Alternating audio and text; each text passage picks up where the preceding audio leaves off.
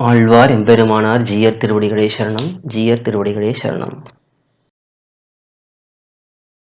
Yeah, Swami, the question is, Sutram 116 of Mumukshupadi lists the qualities of a SrivaishNava. What are some ways to put them into practice in our day-to-day life? Okay. So first thing is these qualities which are identified in the first sutram of Dvaya Prakaranam. Prilokacharya says that it is something which is essential in every Sri Vaishnava. It is not optional. So we have to keep emphasizing and re-emphasizing the importance of having these qualities in us.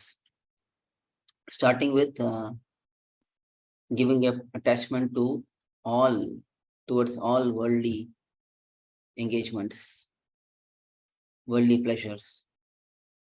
And then each point which is highlighted in this sutra. First, constant contemplation of these points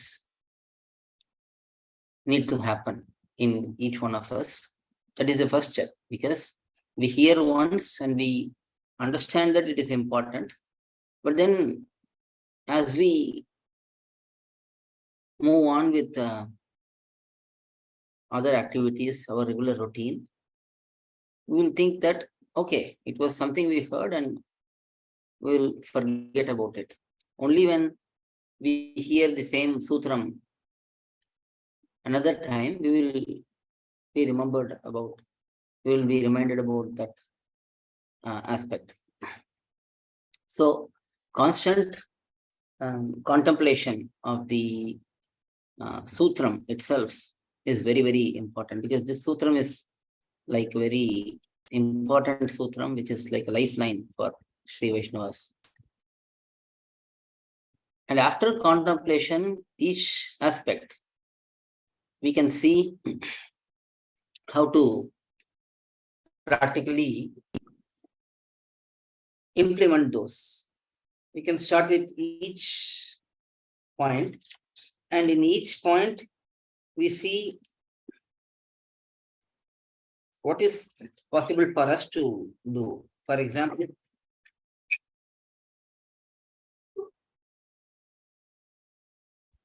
if we see giving up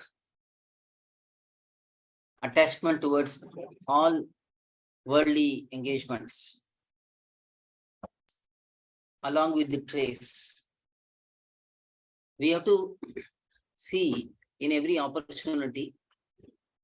Let's say there is an opportunity for us to enjoy something materially. At that time, we should step back and think. We should not be doing this.